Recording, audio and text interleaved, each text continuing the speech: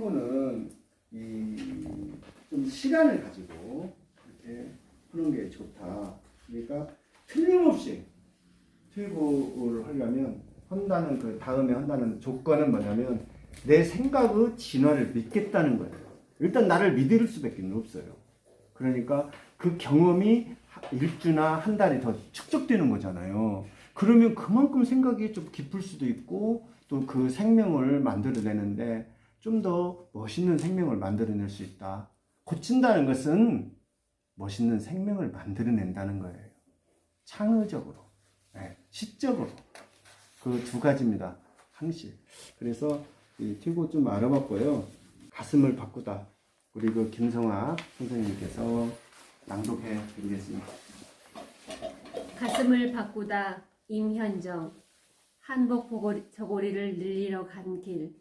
젖이 불어서 안 잠긴다는 말에 점원이 웃는다. 요즘 사람들 젖이란 말 안 써요.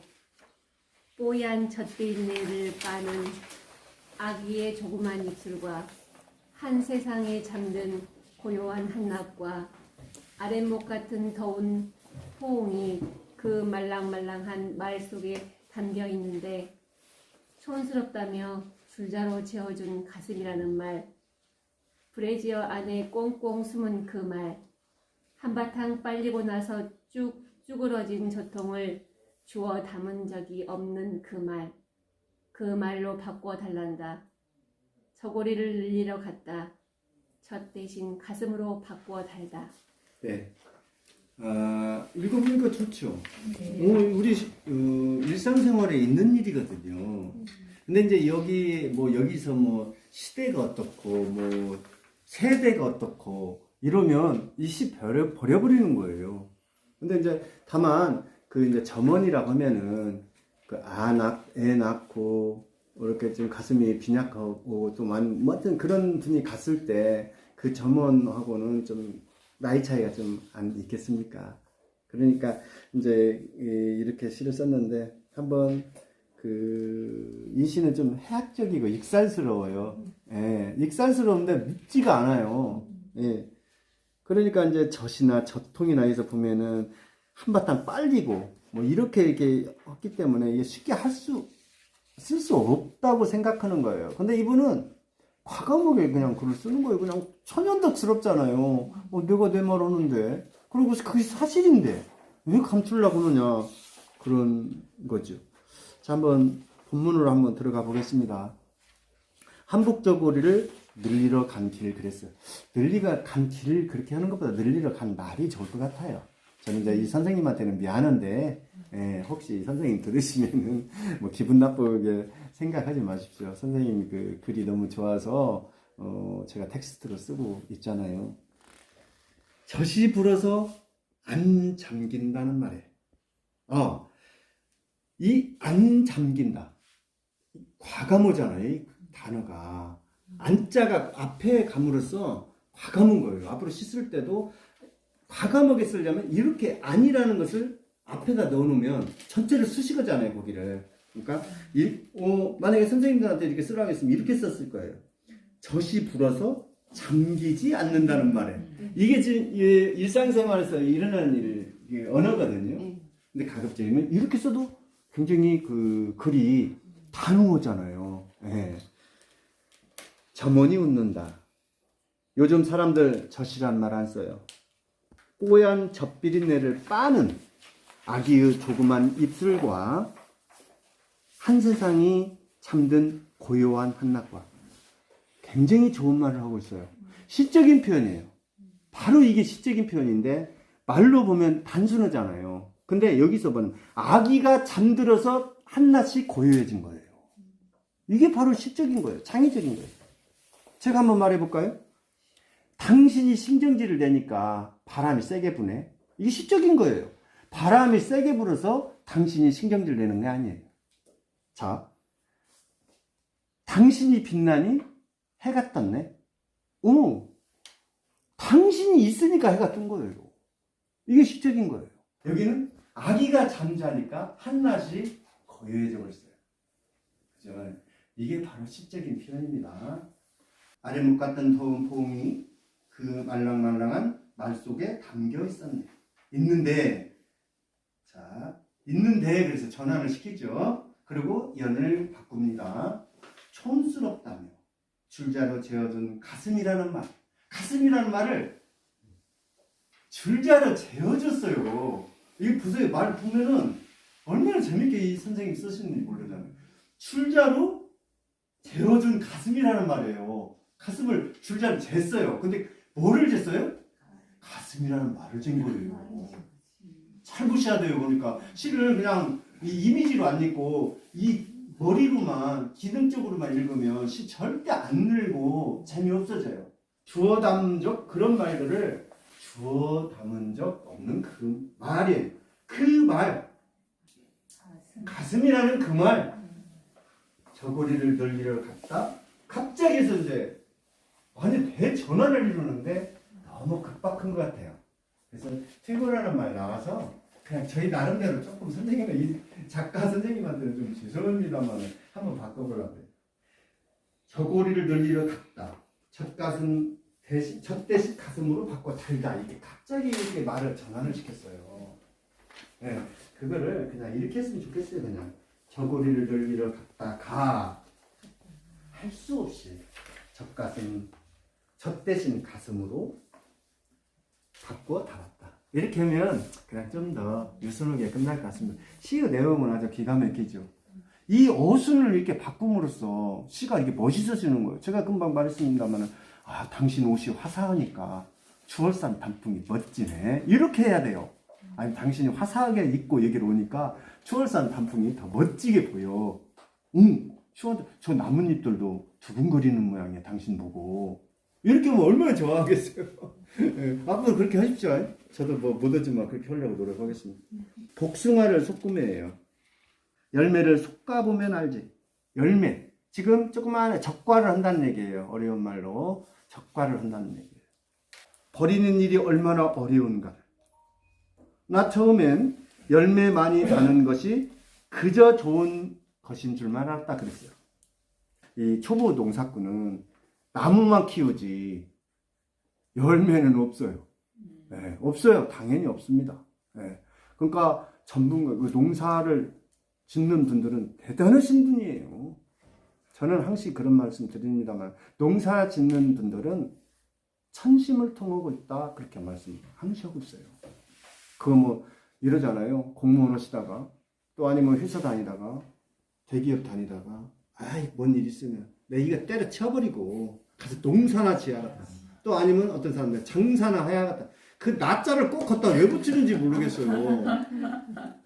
이거 아주 위험한 발상이거든요. 농사나 뭐 장사나 그분 정말 이런 말도 안 되는 소리입니다.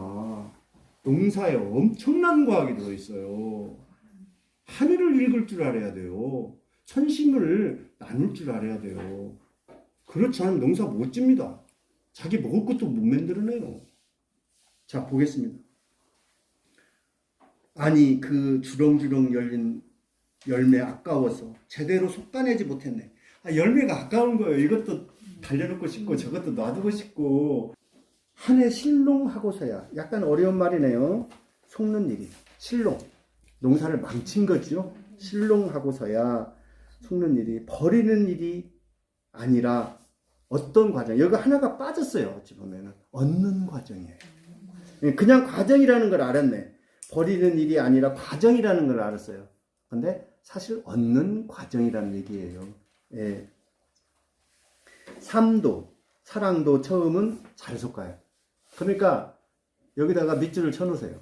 삶도 사랑도 처음을 잘 솎아야 좋은 열매를 얻는다는 걸 뒤늦게 알았네. 나무는 제 살점 떼어는 일이니 얼마나 아프겠어요. 나무로 봐서는, 입장에서는. 굵게 잘 자라라고 부모님 같은 손길로 열매를 솎는 5월의 아침이에요. 세상살이에 내 마음 솎는 일이 더 어렵다는 걸 알았네. 그랬거든요. 과일을 얻기 위해서는 가지치기는 분명히 해야 되고요. 두 번째로는 적과. 꽃을 따는 일이죠. 그 다음에 적과가 있어요. 그 다음에 적과를 한 다음에 그 나머지 그 복숭아나 사과나, 지금 사과는 그렇지 않아요. 특히 복숭아나 포도나 이것은 봉지를 또 씌워줘요. 자, 그 다음에는 이제 괄호 안에 단어 넣어보기. 시조죠. 괄호 안에 단어 넣어보기. 시조는 3, 4, 3, 4, 3, 4조예요. 읽어보겠습니다. 가을 하늘. 엷은 가을 하늘이 조용히 무너져 내린다. 끝도 시작도 없는 그냥 그 허전한 공간. 문득 내 어깨 너머로 실려오는 이 충만. 그랬어요. 근데 이제 사실 조금 이제 미안한 얘기인데 이것도 제목이 가을 하늘이었어요. 굳이 안에다가 엷은 가을 하늘을 또 넣을 필요가 있을까 그런 생각은 해요. 주어진 행으로 시 재구성합니다. 학입니다. 금세운한촌에 이 좋은 곳이에요. 보이지 않음으로 들린다는 거예요. 네. 들리는 것도 보이지 않음으로써 들리는 거예요. 그러니까 보이는 것은 보이지 않는 것의 문양이 됐어요. 문양이라는 말은 향기를 듣는다. 몸속에 타는 홈불을 흔들어 놔도 흐트러지지 않는 꽃무리의 행렬 이랬어요. 이게 옛날에는 그 홈불이라고 해서 도깨비불을 많이 했잖아요. 도깨비불은 뭐냐면 옛날에는 사실 못 먹고 그러니까 돼지 예를 들면 뼈를 사면 10번이고 20번이고 구멍이 숭숭 날 때까지 끓여 먹어요. 근데 사실은 그 돼지 뼈를 3번 이상 끓여 먹으면 안 됩니다. 소뼈도 마찬가지예요. 거기서 뭐가 나오냐? 인이 나와요. 인체에 해를 주는 인이 나오기 때문에 오히려 2번 재탕만 해야지 3탕, 4탕 계속 가면은 독을 먹는 거나 마찬가지. 그걸 이제 동구박 같은 데 버린단 말이에요. 버리면 거기서 인이 나와서 도깨비불처럼 파랗게 나오는 거예요. 아시겠죠? 네. 자, 전생애를 다 바쳐 뼛속 깊이 박혀있는 꽃과 향기를 꺼내기까지 개원에는 얼음을 보았는가. 그 무슨 덕성이 있어. 여기서 덕성이라는 말은 꽃말이 미덕이에요. 미덕에서 이제 덕성이라고 했는데 어질고 너그러운 품성을 덕성이라고 그러잖아요. 노자께서는 그랬어요. 이 세상에 도와 덕만 있으면 못 이룰 것이 없다. 그렇게 말했습니다. 누구든 단 한 번이라도 꽃으로 살고자 했다면 그 짧은 생애를 통과하는 긴 시간이 들어요. 시는 이렇게 써야 돼요. 왜 그러냐면 짧은 생애 그 생애도 긴 시간이 되는 거예요. 이게 대비를 해서 크게 만드는 고요한 소란 이런 말 많이 하잖아요. 예, 그렇듯이 시를 그렇게 시어를 이렇게 만들어 가면서 이렇게 좀 증폭도 시키고 하는 게 좋습니다. 어쩌면 쓰라는 날은 꽃 피는 동안이다. 꽃의 입장에 자 꽃이 피는 그 이유는 뭘까요? 열매. 맞습니다.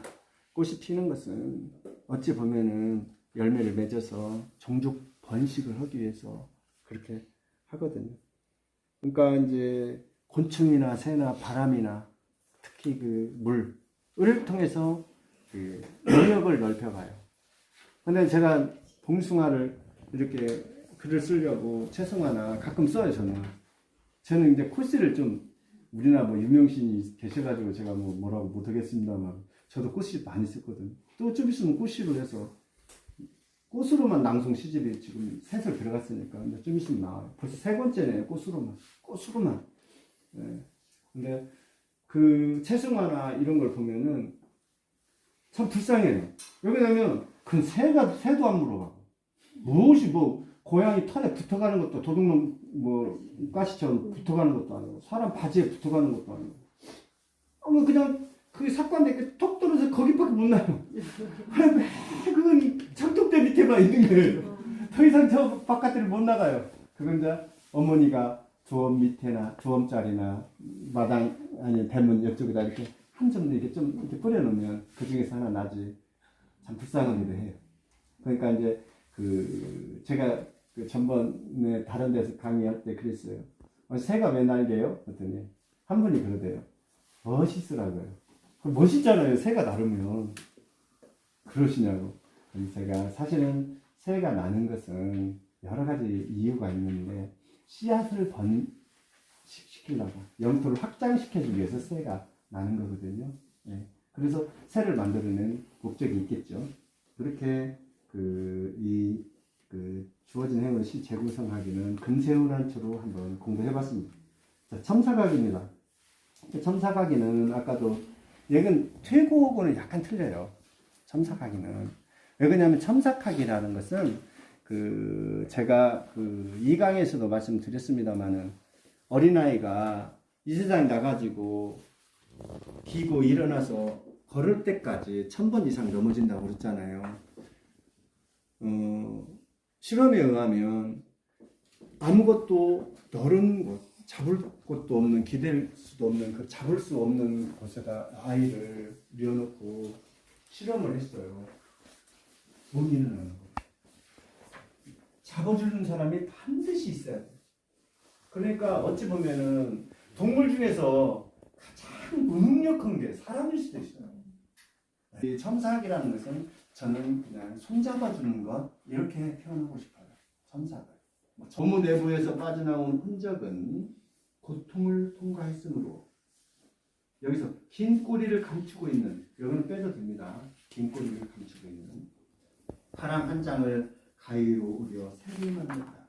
폭염 씨앗이 하늘에서 발아하는지. 폭염은 보통 하루에 온도가 가장 높은 온도가 33도 이상일 때를 폭염이라고 해요. 근데 33도 이상이 이틀 이상 되면은 폭염주의보를 내리게 돼 있어요. 기상청에서. 만약에 35도가 되면은 그것도 폭염 중에 하나인데 35도가 이틀 이상 되면 폭염주의보를 내리게 돼 있어요.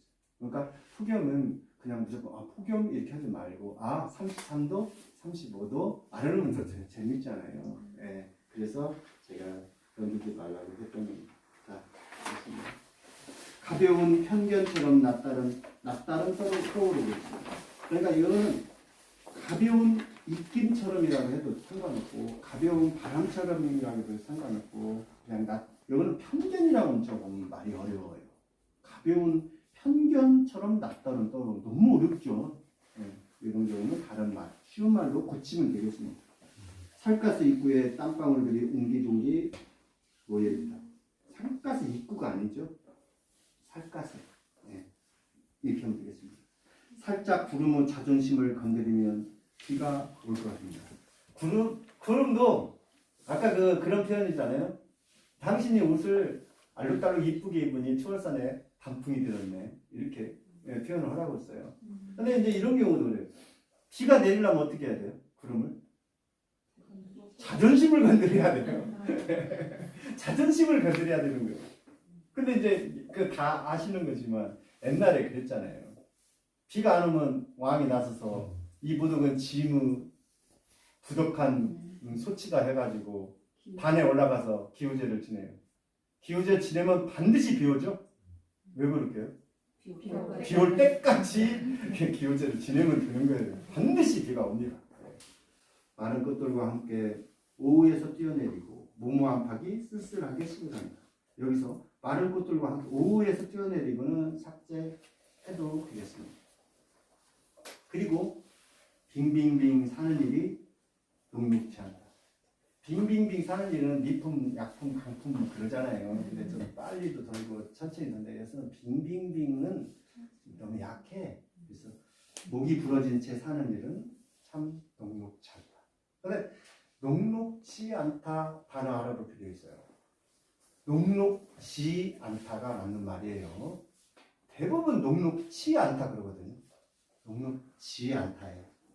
그러니까 녹록하다는 말은 녹록지 않다는 말은 뭐냐면 한 단어로 써야 돼요. 어떻게 보면 한 구절로. 만만치 않고 호락호락하지 않다. 땀이 나기 시작했다. 뭐 용산에서 뭐 쓰는데 무조건 땀이 나겠어요. 근데 이제 이걸 사람으로 의인화시키고 있는 거죠. 땀이 나기 시작했다. 장작불을 아궁이 꽃무늬를 꽃무늬를 받아내는 게 아니고 받아낸다면 꽃물을 받아낸다고 해야 돼요. 꽃물을 받아낼 그릇도 이만하면 됐고 바람은 숨이 차는지 햇살을 비껴 앉아있다. 어렵죠. 비껴 앉는다 해버리면 돼요. 네. 적나라하게 확인되는 순간. 말이 좀 너무 풀어졌죠. 적나라한 순간. 이때까지는 정말 참고 싶었다. 안에서 힘차게 버티던 것들 이제 쏟아내야. 쏟아낸다는 것은 이제 꽃을 피워야 한다 그 말이에요. 네. 꽃을 피워야 한다. 제 몸 밖고 숨결에 기댄 몸짓. 이건 삭제하셨죠. 이거 저는 뿌렸어요. 혈흔처럼 조용히 몸이 기우는 차가운 불. 차가운 불 좋죠. 네. 온기가 없어요 사실. 네. 꽃이니까. 꽃이 이게 불처럼 피잖아요. 이렇게. 무더기 불처럼. 그래서 그걸 전체를 차가운 불이라고 했습니다. 몸속에 장작 더 몇 개 쓰셔야 합니다. 이 말은 뭐냐면 더 꽃을 피워야 돼. 불을 떼야 돼. 땀이 나고 열받게 해야 열나게 해야 꽃이 막 피는 거예요. 네. 그래서 장작을 더 이제 지금 아궁이에 넣는 거예요. 활활 타오르며 뼈를 맞추는 일년은 4통. 은밀히 통하는 것을 4통이라고 하죠. 난리나는 핏덩어리. 왜 조그마한 거 하나들이 뭉쳐서 핏덩어리가 되는 거예요. 가진 거 다 내놓고 눈물 뜨겁게 흐드러지고 있다. 서로 다투지 않는 환희. 이거는 눈물 뜨겁게 흐드러졌다고 연을 바꿔야 돼요. 이게 서로 다투지 않는 환희를 한 연으로 만들어주는 게 좋습니다. 자, 그 다음에 여기서 줄을 쳐야 되겠죠. 몸에서 땀이 난다. 산자의 특권같이. 살지 않으면 땀 날 수 없잖아요. 이게 시적인 표현이라고 볼 수 있어요. 몸에서 땀이 난다. 산자의 특권같이 이렇게 했거든요. 이런 부분은 관조 부분이라고 볼 수 있어요. 부분 감상입니다. 자, 영웅입니다. 무서운 속도로 짜장면을 배달하지. 왼쪽으로 기운 것은 오토바이가 아니라 나의 생이야. 왜? 빨리 가려면 기울어지는 거예요. 오른쪽으로 왼쪽이든. 기울어지는 것이 이제 중심이라고 얘기를 해요. 기운 것이 아니라 내 생이 왼쪽으로 딛고 가는 거야. 몸이 기운 쪽이 내 중심이야. 이렇게 했어요. 내 몸이 기운 쪽이 내 중심이에요. 풍경 수집가입니다. 기억이 오래 익어야 풍경이 되지. 기억 수없이 나와요. 기억. 침묵, 기억, 시간, 바람, 별, 어마어마하게 나와요. 과거 것을 머릿속에 새겨두어 보존하거나 그 보존된 것을 꺼내는 것. 그걸 기억이라고 해요. 그냥 가둬만 있는 게 아니에요. 그러니까 기억이 좋은 사람도 있고 나쁜 사람도 있죠. 기억력을 좋게 한다고 하면 다 좋아하죠. 애들한테 이것도 먹이고 저것도 먹이고 오메가 3고 뭐고 막 먹입니다. 그렇게 하면 기억력 안 좋아져요. 기억이 오래 익어야 풍경이 되는 거예요. 기억이 익어야 풍경이 되는 거예요. 이 시인님은. 정말 참 미치겠어요. 기억이 고이는 것도 아니고 기억이 익어야 돼요. 여기까지 오는 동안 자네 몇 겹의 기억을 통과하는 건가? 누구 꿈을 건너온 건가? 언뜻 보면 별것은 없는 것 같지만 그래도 감상하면서 이런 그 느낌이나 감정을 자기 것으로 소화를 해내야 됩니다. 자, 마지막이네요. 바람은 목회예요. 공중을 만지는 평화로운 연기를 보내. 그래서 연기가 이제 그냥 올라가는 게 아니고 공중을 만지네요. 이제 만져요. 바람은 오후 6시를 읽는 기술이 있어요. 근데 하필이면 6시일까요? 5시도 있고 40분도 있고 그런 시인의 특권이에요. 또는 혹은 불금 흔들려야지 깃대처럼 골목에 꽂아두네. 떨어져 빈 나뭇잎 자리까지 다만 모든 것이 바람의 영역이에요. 모든 것이 사실 어찌 보면 바람의 영역이에요. 이렇게 이제 하여튼 이렇게 해서 오늘은 퇴고를 어떻게 할 것인가, 또 퇴고 중요성 이런 것에 대해서 말씀드렸습니다. 다수의 시인들은 이 퇴고가 얼마나 중요하냐면 사실은 쓰는 것보다 더 어렵다고 하시는 분이 대다수 많아요. 그렇습니다. 제가 해봐도 왜냐면 퇴고를 잘못하면 예를 들면 그 활용 점정이라고 모든 그림을 완성해놓고 마지막에 눈동자를 그려 넣잖아요. 저는 그렇게 생각해요. 그 모든 글을 써놓고 눈동자를 거기다가 그려 넣어야 비로소 그게 생명을 가진다. 보고 듣고 할 수 있다. 그렇기 때문에 우리는 항시 미래를 향해서 가는 거죠. 하여튼 오늘은 퇴고라는 그 말 속에는 생명이라는 어떤 단어가 숨어 있는 것 같아요. 아무튼 오늘 경청해 주셔서 감사드립니다. 몇 가지 맞출게요. 감사합니다.